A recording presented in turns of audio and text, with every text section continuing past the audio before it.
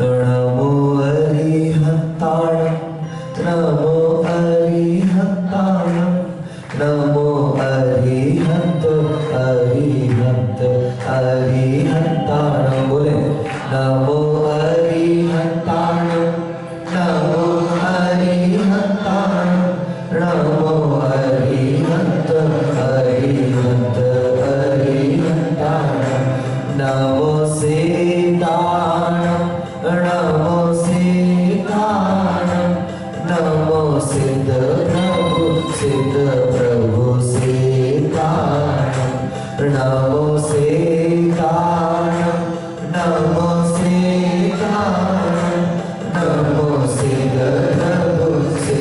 Prabhu सीताणं NaMo आयरियाणं NaMo आयरियाणं NaMo आयरिय आयरिय आयरियाणं NaMo आयरियाणं NaMo आयरियाणं NaMo आयरिय आयरिय आयरियाणं NaMo उवच्छायाणं NaMo उवच्छायाणं NaMo उवच्छाय उवच्छाय उवच्छायाणं NaMo उवच्छायाणं NaMo उवच्छायाणं NaMo उवच्छाय उवच्छायाणं NaMo सर्वसाहुणं NaMo सर्वसाहुणं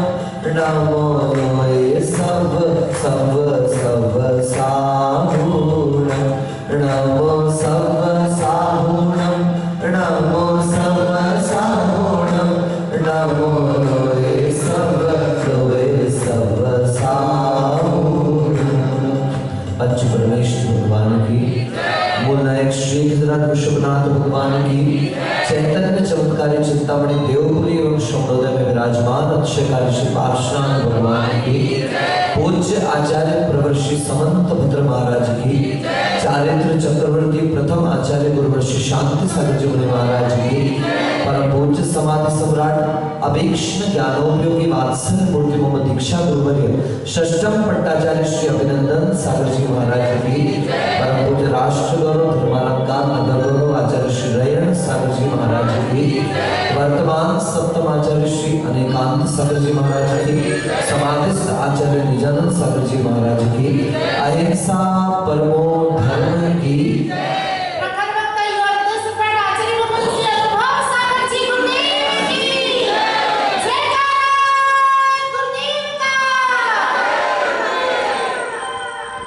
faith and works,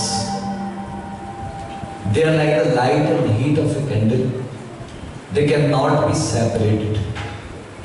किसी की हिम्मत सुंदर से सूखती है कि विश्वास और आचरण जैसे प्रकाश और उसकी ऊष्मा, जहां जहां पर प्रकाश होगा वहां वहां गर्मी अवश्य होगी। ऐसा आज तक दुनिया में कोई प्रकाश नहीं बना कि जहां प्रकाश तो हो लेकिन वहां पर ऊष्मा ना हो, यानी जहां प्रकाश है वहां पर ऊष्मा अवश्य हो। आचार्य भगवंत कहते हैं बिल्कुल इसी तरह विश्वास और आचरण, faith and works, they are like the light and heat of a candle, they cannot be separated. कि जैसे प्रकाश से ऊष्मा को पृथक नहीं किया जा सकता, जहां प्रकाश होगा वहां पर ऊष्मा अवश्य होगी, ऐसे ही जिस व्यक्ति के हृदय में विश्वास है उसके आचरण में भी वो बात अवश्य उतर करके आएगी। अगर आचरण में उतर करके नहीं आ रही है इसका मतलब साफ है he is not having the faith at all, उसको अभी भी विश्वास पक्का नहीं। आश्चर्य होता है पढ़े लिखे लोग जब गुटखा खाते हैं, नरेंद्र भाई, गुटखे के ऊपर लिखा रहता है, एक हड्डी बनी रहती है, मतलब वो कंकाल की हड्डी, और दो ऐसे क्रॉसिंग बनी रहती है, हड्डियों के दो टुकड़े रहते हैं, और उसके नीचे लिखा रहता है cigarette smoking is injurious to health, tobacco जो तंबाकू है दैट कॉजेस कैंसर, ऐसा स्पष्ट लिखा रहता है। यहां तक कि भारतीय सरकार ने यह भी लिख दिया है नीचे, अगर कोई फिल्म चलती है अगर फिल्म का कोई सीन चलता है जिस दृश्य में कहीं पर किसी भी प्रकार से अगर शराब का सेवन किया गया होगा, अगर तंबाकू खाई गई होगी, अगर सिगरेट पी जा रही होगी, तो वहां पर नीचे लिखा हुआ आता है cigarette smoking is injurious to health. शराब का सेवन, मद्यपान यह स्वास्थ्य के लिए हानिकारक है, यहां तक कि जानलेवा भी है। उसके बाद भी खा रहे हैं, साफ है। आपको शब्द तो समझ में आता है, लेकिन उस शब्द के प्रति अभी आपका विश्वास पक्का नहीं, क्योंकि जिसे विश्वास होगा उसे शंका नहीं होगी, जिसे विश्वास होगा उसे संदेह नहीं होगा, जिसे विश्वास होगा उसे डाउट नहीं होगा। वो अपने अंतरंग में अगर उसे समझ में नहीं भी आता है, तो कल आपसे कहा था वो गुरु के सम्मुख जाएगा और भावना करेगा कि महाराज मुझे बात समझ में नहीं आ रही है, मेरी ये जिज्ञासा है। वो कभी भी शंका शब्द का प्रयोग यहां पर नहीं करेगा। सम्यक दर्शन का सबसे पहला अंग ही यही है, निशंकित अंग। कैसा अंग? बिल्कुल आपको कहीं जाना है, कुछ विचार करना, कहीं भी कुछ काम के लिए निकलना है, सबसे पहले आप ध्यान दीजिएगा, आपका दायां पैर सबसे पहले आगे बढ़ जाता है। कोई शंका नहीं, निकलना है, जाना है, करना है। और मैंने कल आपसे कहा था, अगर आपके अंदर आत्मविश्वास है, दुनिया की कोई ताकत नहीं जो आपका रास्ता रोक सकती है। इधर मान लो तो हार है, और ठान लो तो जीत। पर मीडिया ने बिगाड़ के रखा हुआ है। मीडिया के हाल देखो, स्थिति ये बनती है प्रदीप भाई, आपके मीडिया की बुरा मत मानना, वो कोई से भी हो, मीडिया इज द मीडिएटर।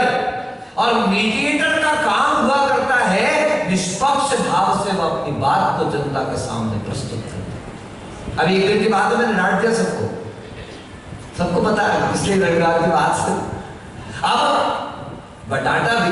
और मेरे गुरुदेव ने कहा था रखना थोड़ी ना है, ये तो इनको रास्ते पर लाना जरूरी है ना। डंडा नहीं तो ठंडा, क्यों? डंडा नहीं तो ठंडा फल दिखने लगता है, डंडा मारो तो उस समय गर्म रहता, वापस क्या होने लगता है ठंडा।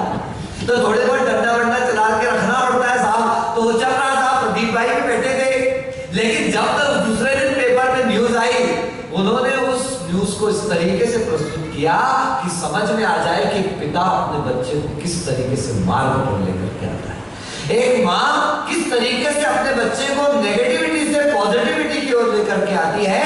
मर्यादाओं का पालन करना हमारा धर्म, कर्तव्य और समाज की जिम्मेदारी हुआ करती है। उस बात को उस तरीके से प्रस्तुत किया। मैं तो उनकी बात कर रहा हूं, देखो प्रस्तुत करने वाले क्या कर सकते हैं। भारत में जीत गया, हम जीत गए। ध्यान से सुनिए, आप क्या पता ध्यान देते नहीं देते, हमारी नजर तो इन मामलों में बड़े खतरनाक तेज कि महाराज वो भारत मैच हार गया, भारत मैच जीत गया। मैं जितने भी न्यूज़पेपर उसके हेडलाइंस, हम जीत गए, हम फिर जीत गए, हमने कमाल कर दिया, हमारे छोरों ने कमाल कर दिया।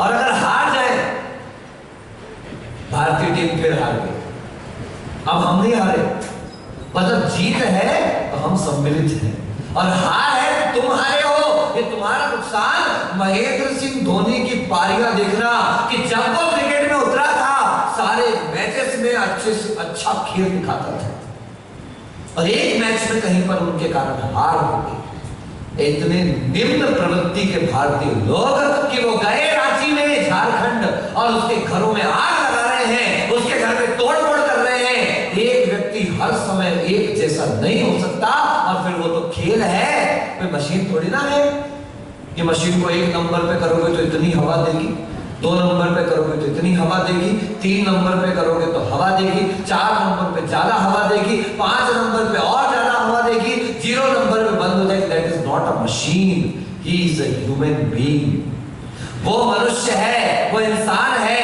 ये मानवीय भूल हो सकती, मुझे याद है जब आचार्य महाराज, मैं तो नहीं था, लेकिन जैसा गुरु मुख से, लोगों के मुख से, श्रावकों के मुख से, साधुओं के मुख से सुना, इस शांति सागर जी महाराज के अक्षुण्ण आचार्य परंपरा में 2 आचार्य हुए, पूज्य आचार्य प्रवर श्रेयांश सागर जी महाराज जी, और पूज्य आचार्य भगवंत वर्धमान सागर जी, जो वर्तमान में में भी मौजूद हैं, अभी हमारे सामने स्वस्थ है और दीर्घायु हो, स्वस्थ हो, चिरंजीवी हो, इतना लंबा जीवन हो कि संयम की परिपालना कई जीवन के माध्यम से करें।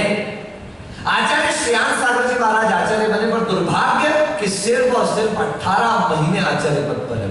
सही है? 2.5 साल लगभग, कोई लगभग 2.5 साल का समय विधि बता रही है कि वो आचार्य पद पर रह पाए।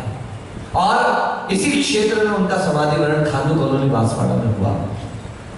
श्रेयांश सागर जी महाराज के बाद सभी संघों की अनुमति से, सभी संघों की भावनाओं से, आर्य का ज्ञानवती माता, सभी जितने पुराने लोग थे, उन सभी के निर्णय से पूज्य आचार्य श्री अभिनंदन सागर जी महाराज को पट्ट पर बैठाया गया।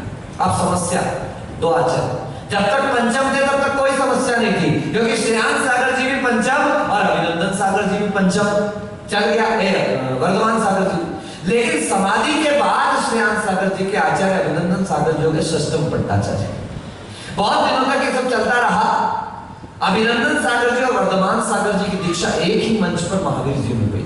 अभिनंदन सागर जी एक थे, वर्धमान सागर जी ब्रह्मचारी थे, और दोनों की एक मंच पर पहली बार 11 दीक्षाएं संपन्न हुई थी। उसमें 7 मुनिराज, बाकी शेष आर्य का एक शुल्लक आदि थे। वो 7 दीक्षाओं में प्रथम क्रम था अभिनंदन सागर जी का, और 7वां क्रम था आचार्य श्री वर्धमान सागर जी का। सबकी मुनि दीक्षा संपन्न थी। दोनों में अत्यंत प्रेम था। जिस दिन वर्धमान सागर जी की आंखों की रोशनी में समस्या गई, आचार्य अभिनंदन सागर जी महाराज ने उपवास रख करके शांति भक्ति का सामूहिक पाठ करवाया था।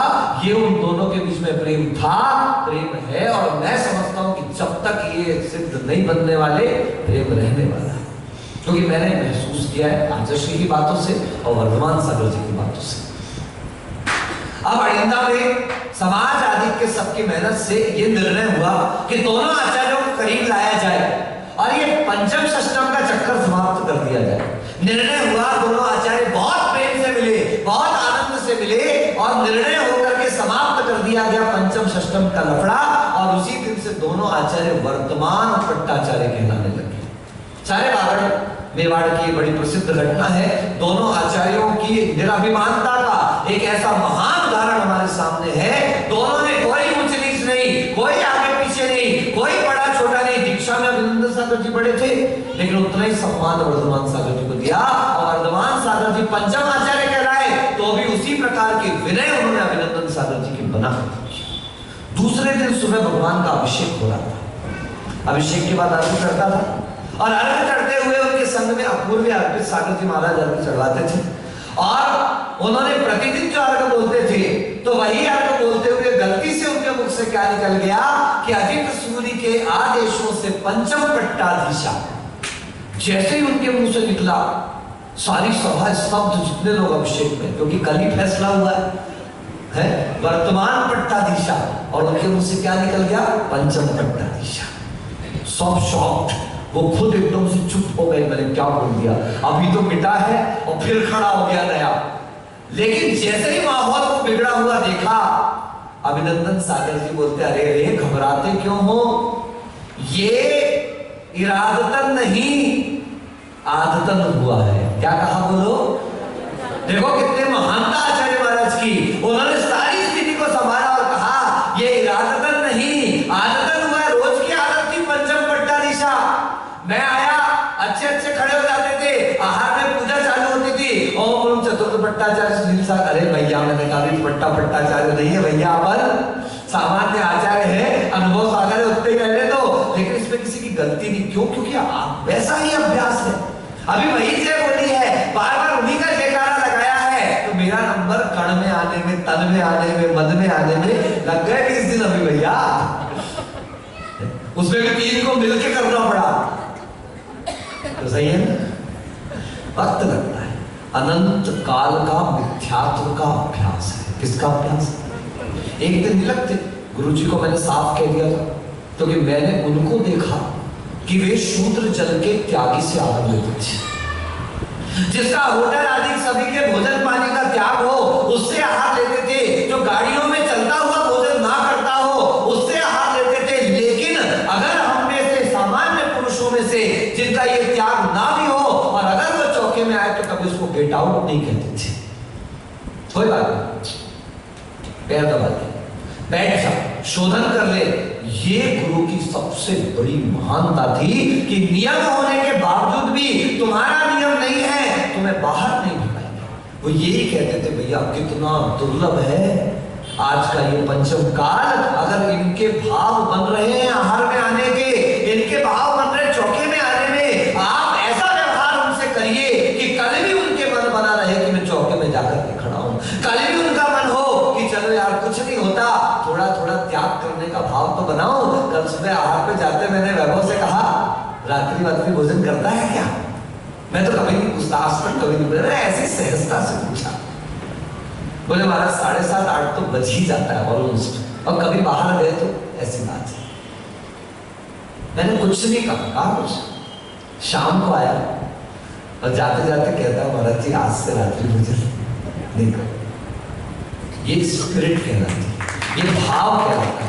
ताली बजवाने के लिए नहीं कहा है, ना वैभव की प्रशंसा के लिए कहा है। मैं बता रहा हूं युवाओं को टैकल करने का तरीका आज यही है। हम दबाव नहीं बना सकते, हम प्रेशर नहीं बना सकते। एक आदमी बहुत गुटखा खा रहा था, अब तो चला गया, बहुत गुटखा खा रहा था, आप उसके पीछे पड़ जाओ, गुटखा छोड़, गुटखा छोड़, जब आए तब बोलो गुटखा छोड़, गुटखा छोड़, लिख के ले जाओ, सिग्नेचर करके देता हूं। वो आदमी तुमको छोड़ देगा लेकिन गुटखा तो नहीं छोड़ेगा।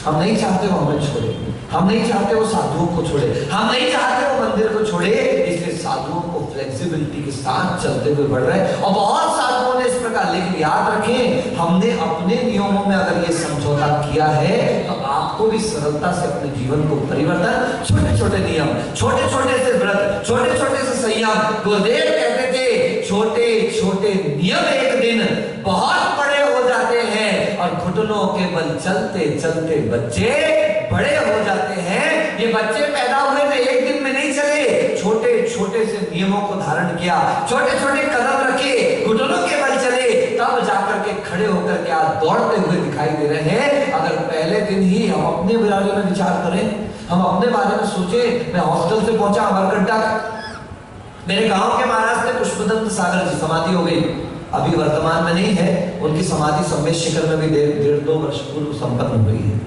वह पुष्पदंत सागर जी थोड़ा नियम के पीछे पड़े रहते थे, हमारे गांव के भी सबको परेशान करके रखा था उन्होंने। थे बड़ा प्रेम था लेकिन नियम के मामले में ले चौके में पड़गान हो जाए तो गेट पे ही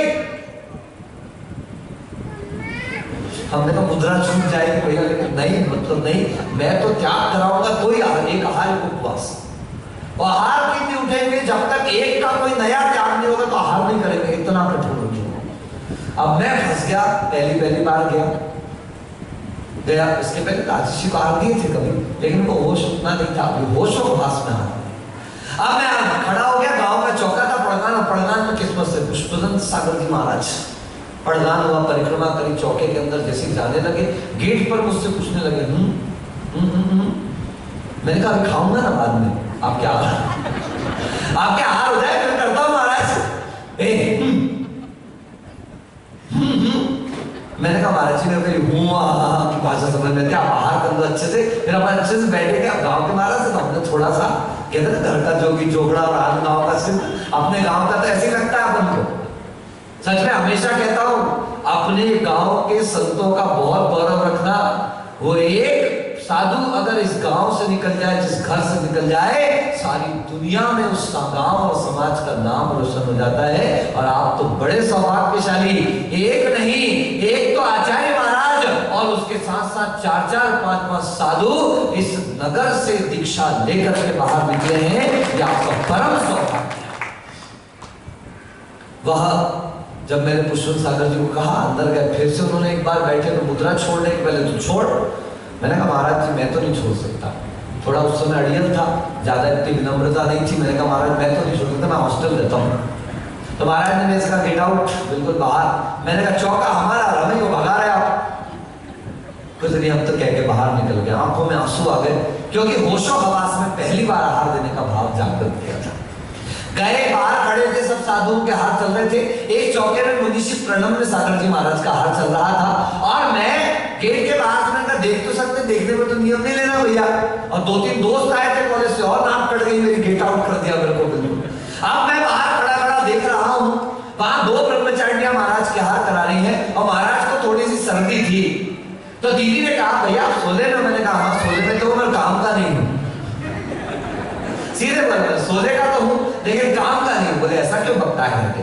मैंने कहा एक ने तो बाहर निकाल के आप यहाँ से भी भगा दो। बोले भगा नहीं रहे, महाराज की नाक बनी, थोड़ा सा अंदर आओ पोंछ दे करके। ठीक है, मैं नाक पोंछने कोई नियम तो नहीं लेना पड़ेगा। तो नहीं भैया कोई नियम लेना आजा, तो कितना उनको टीज कर रहा है। फिर हम अंदर गए, महाराज के नाक पोंछे, हाथ मत धोया, सारे ग्रास महाराज ने मेरे हाथ से लिए। एक भी ग्रास में मुझे कुछ नहीं पूछा, शांति के साथ नजर नीची, नजर उठाकर मुंह भी नहीं देखा। आहार लिया, आहार के बाद में उनका कमंडल पकड़ करके उनके साथ गया। जाकर के हम लोग बैठे साहब, नमोस्तु किया, थोड़े आंखों में आंसू थे। मैंने कहा महाराज जी आपने बहुत बड़ी कृपा करी, मेरे जैसे पापी से आपने आहार लिया। ऐसा क्यों कहते हो बेटा? मैंने कहा ऐसी ऐसी घटना घटी तो महाराज ने नाम भी बता दिया, पुष्पदंत थे क्या? मैंने कहा हाँ। बोले उनकी तो आदत है, तुम टेंशन मत लो, आपको छोड़ना है तो छोड़ो और नहीं छोड़ना तो मत छोड़ो, अभी जाओगे अच्छे से बात करेंगे। मैंने कहा वो सब ठीक है महाराज, लेकिन पहली बार कोई युवक आया, पहली बार कोई श्रावक आया और उसके सामने आपने इस तरीके से दबाव बना दिया, ये एटीट्यूड ठीक नहीं, क्या पता कल वो घुसे ना घुसे, कोई भरोसा ही नहीं है। बोले उनको मत देखो, देखो भैया एक बात मुझे बताओ, मैंने घर छोड़ दिया, मैंने परिवार छोड़ दिया, मैंने संबंध छोड़ दिए, मैंने चाहते छोड़ दी, मैंने आहार में जो तुम बनाओगे वो खाऊंगा।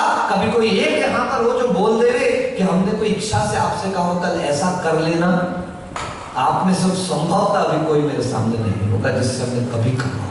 बल्कि आप ज्यादा बना ले तो हम आपको कम बनाने के लिए जरूर कहते हैं, हम आपको व्यवस्थित बनाने अवश्य कहते हैं, लेकिन अपनी इच्छानुरूप आप हमको बना के तो ऐसा कोई साधु आपसे नहीं कहता।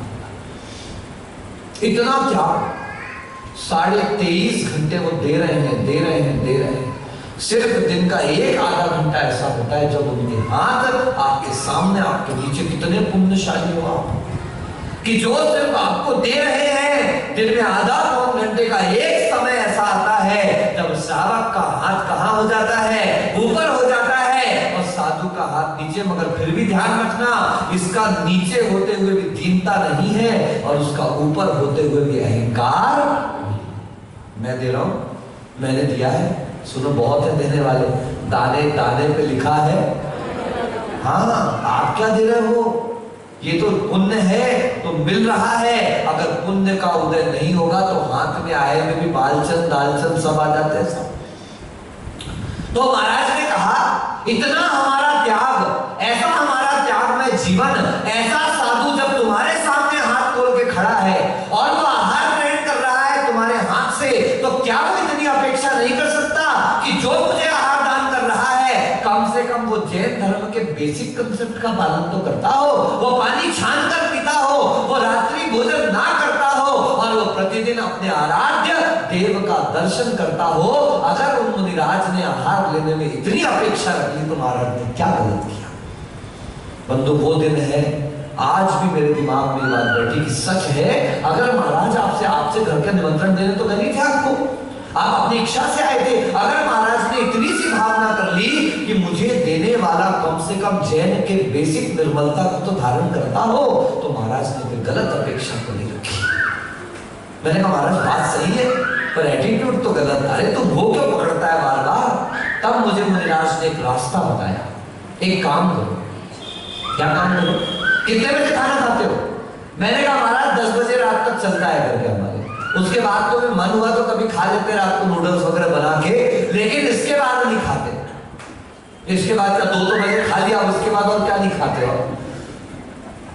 गाय और भोर भी जो होते हैं ना, वो रात्रि होते ही भोजन बंद और अपन मनुष्य से जब मिले तब खाए। ऐसे हमारा हालत इतनी खराब है कि जाएंगे किसी के घर बैठने, खा के आए होंगे भरे पेट ठसाठस, उसके बाद भी 2 बार 3 बार कहेगा तो एक बार तो चाय का सिर्फ मार ही लेंगे, एक आध बिस्किट दवाई लेंगे। अब यही समझ में नहीं आता है ज्ञानी खा के आया था कि नहीं खा के आया था। खा के आया था तो अब एक बिस्किट भी क्यों, और नहीं खा के आया था तो फिर चुपचाप कह देना था ठीक है खा लेता हूं। ये दोगला व्यवहार। तो हमने महाराज जी से कहा ऐसा, तो महाराज ने कहा ठीक है आज से इतना कर लेना बेटा, तेरे जितने बजे खाना खाया उसी समय खाना खाने के बाद पानी पिएगा तो एक बार मन में प्रभु का स्मरण करना और नियम कर लेना कि कल सुबह तक के जब तक उजाला नहीं होता मेरे अनाज का त्याग, सिर्फ अनाज का। मैंने कहा हाँ ये क्या डिफिकल्ट है, बिल्कुल आसान है। बस मैं हॉस्टल गया and I started this thing. एक हफ्ते के अंदर की सत्य घटना बता रहा हूं, एक अक्षर भी ऊंच नीच नहीं है, एक अक्षर भी अतिशयोक्ति नहीं है। हम जिस मैच में खाना खाने जाते थे, 9 बजे जाते थे, 10 बजे उठते थे, वो मैच वाले भैया एक दिन शाम को सिर्फ चाय पीने के लिए गया तो वो भैया मुझसे पूछते हैं यार अमित तुम तो जैन हो यार। मैंने कहा तो तुम्हारे यहाँ तो रात को खाना नहीं खाते ना यार। मैंने कहा आप रात को ही देते हो तो हम रात को ही खाते हैं, आप शाम को तो तुम शाम को। नहीं अगर तुम्हारे नहीं खाने का नियम है तो मैं दे सकता हूं। I was shocked. मैंने तब ये सोचा नहीं कि किस कारण हुआ। भैया ने मुझे कहा, हम लोग ज्यादा जहां पढ़ते थे वो साउथ इंडियन थे, तो हम भिलाई छत्तीसगढ़ में, लेकिन वहां साउथ इंडियन कल्चर बहुत है क्योंकि स्टील प्लांट में ज्यादातर नौकरी करने वाले लोग जो है वो साउथ के, केरल आदि जगह के हैं। तो वहां इडली डोसा ये सारी चीजें ज्यादा मिलती थी और चावल चावल चावल ही सब कुछ, रोटी वगैरह बहुत कम मिलती थी। उसमें भी लड़कियां मैस में पहले तो वो रोटियां निपटा देती थी, हम लोगों को मिलता था चावल खाने। अब भैया ने मुझे कहा अगर सच में तेरे को नियम है और रात में नहीं खाना है तो तू 7 बजे शाम को आना, नॉर्मल मेस का टाइम 7:30 बजे चालू होता है, तू 7 बजे आ जाना। मैं 1 दिन गया, 2 दिन गया, यार बढ़िया हो गया, तो गर्म सब्जी मिल रही है, ताजी रोटी उतर के मिल रही है, अपने सामने सारा काम हो रहा है और 7:30 बजे निपट के बाहर। उस समय विचार नहीं किया, लेकिन जब धर्म की कीमत समझा, आज मुझे पता चला कि ये सिर्फ उस एक हफ्ते रात को 10, 9 या 11 बजे के बाद जो मैंने नियम लिया कि रात भर अन्न नहीं खाऊंगा, उस छोटे से अन्न के त्याग का परिणाम कि मुझे खुद चला करके आगे से आकर शाम को भोजन करने की सुविधा उपलब्ध हो गई। ये होता है शंका से रहित परिणामों का अर्थ। हमारे यहां तो शंका है, होगा नहीं होगा, होगा नहीं होगा। मैं कहीं प्रवचन कर रहा था खड़बर भाई, भक्तामल स्तोत्र का पाठ किया, किसने बोलो ना, मान तुंग महाराज ने। कौन से महाराज ने? जेल में 48 सालों के अंदर कैद हैं, बैठे ध्यान में एक ही चिंतन चल रहा है, हे भगवान ये ताला खुल जाए इसकी कोई चिंता नहीं, लेकिन जिनेंद्र भगवान की इस मुद्रा का अपमान ना हो जाए। और बस मुझे कोई चिंता नहीं, मेरा कष्ट मिट जाए, मुझे कोई चिंता नहीं, मेरी तकलीफ मिट जाए, क्योंकि मेरे कर्म के कारण मेरे कष्ट हैं। ये तो कर्म मिटेंगे तो कष्ट मिटेंगे। हमारे कष्ट मिट जाए नहीं ये भावना स्वामी, डरे ना संकटों से हम, यही है भावना। हमारे कष्ट मिटे, प्रभु आपकी भक्ति का ये उद्देश्य नहीं है, किंतु कष्ट तो आएंगे क्योंकि मेरा कर्म है। पर जब ये कष्ट आए, हे प्रभु मेरे अंदर डर ना हो, सहनशीलता हो, सहन करने का सामर्थ्य हो। हम नरेंद्र भाई बन गए अध्यक्ष, आप क्या समझते हो? मलाई खा दिखता है दुनिया को यार, उस कुर्सी पर बैठा है आदमी, दिखता है दुनिया को, बड़ी गाड़ी में घूम रहा है आदमी, दिखता है दुनिया को, लेकिन सुनो जब गालियां सुननी पड़ती है तो उनसे पूछो, पूरे दोनों कान एक साथ खोलने पड़ते हैं और एम्पलीफायर भी लगाना पड़ता है। जो आता है उसको सीधे सीधे डायरेक्ट एग्जिट कर दो, अंदर रख लिया तो आप कभी भी बड़े पद को निभा ही नहीं सकते।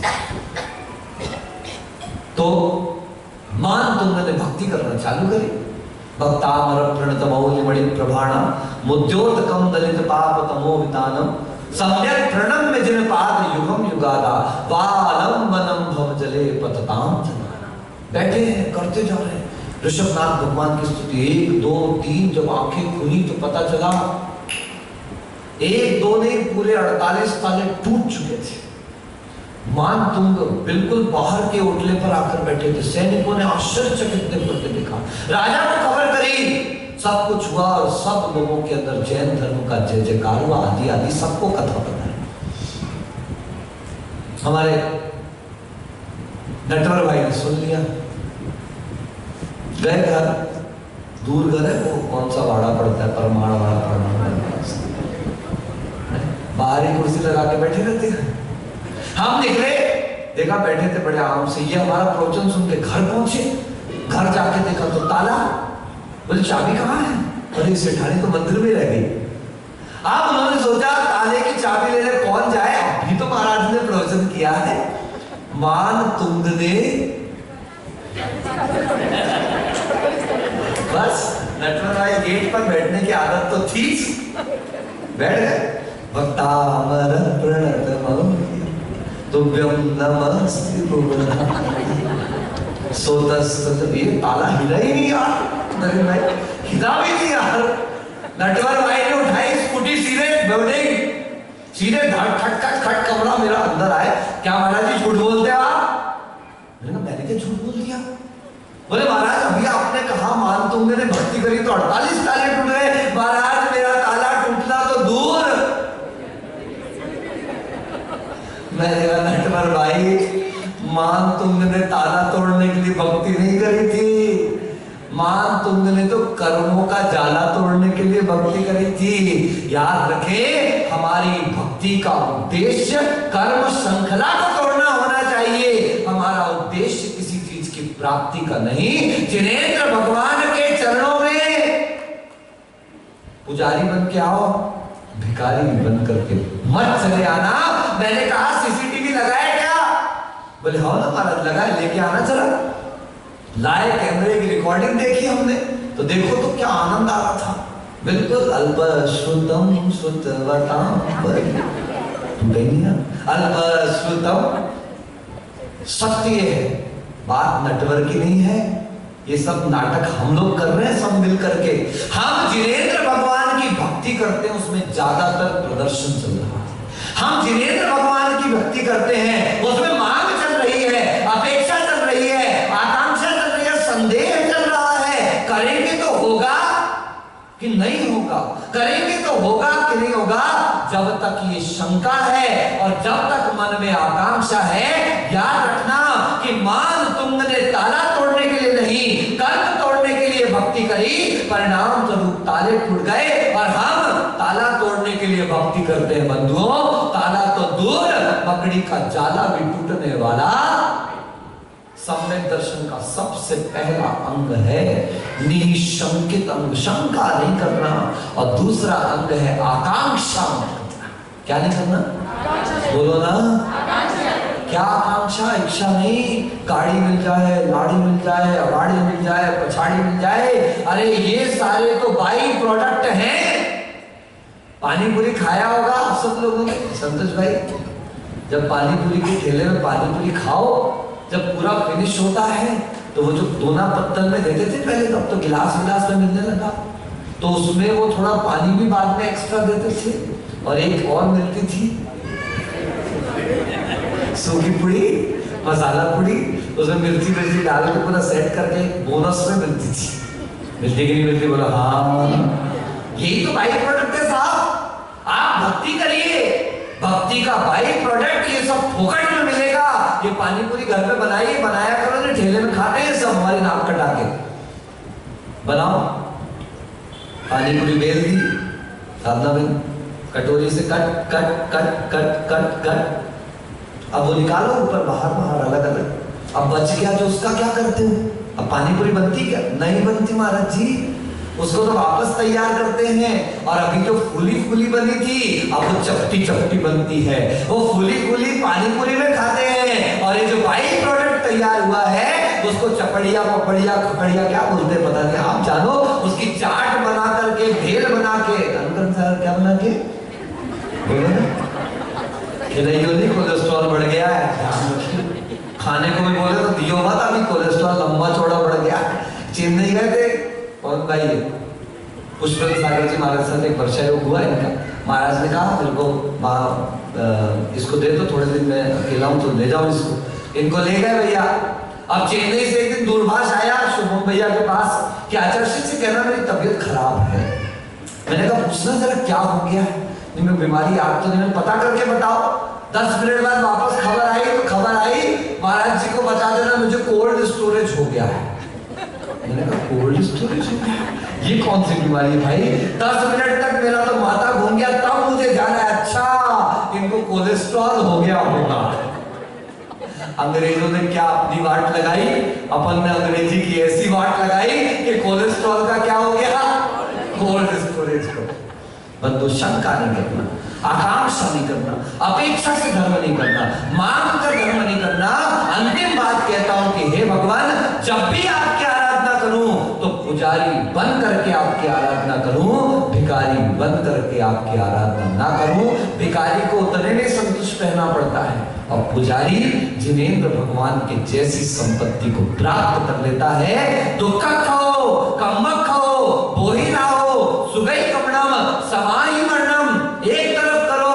आखिरी पंक्ति इंपॉर्टेंट, जिन गुण संपत्ति हो मज्जम, आपके जैसी संपत्ति, समूह शरण का मालिकाना हक और सिद्धालय में अनंत काल के लिए परमानेंट स्थान, जो कोई शेयर नहीं कर सकता, कोई बांट नहीं सकता, ना इंच में ना फुट में। कहते ना बड़े बड़ों के गुट में कहीं कुछ नहीं, कोई गुटबाजी नहीं, वहां पर आपका साम्राज्य। हमारे दिनेश भाई अध्यक्ष बने 5 साल के लिए और एक चलेगा कार्यकाल 10 साल के लिए। मोदी जी प्रधानमंत्री बने, दूसरा कार्यकाल, चलो एक और बना देना, तुम देख लेना कैसा करना। कितने साल नरेंद्र भाई, कितने साल?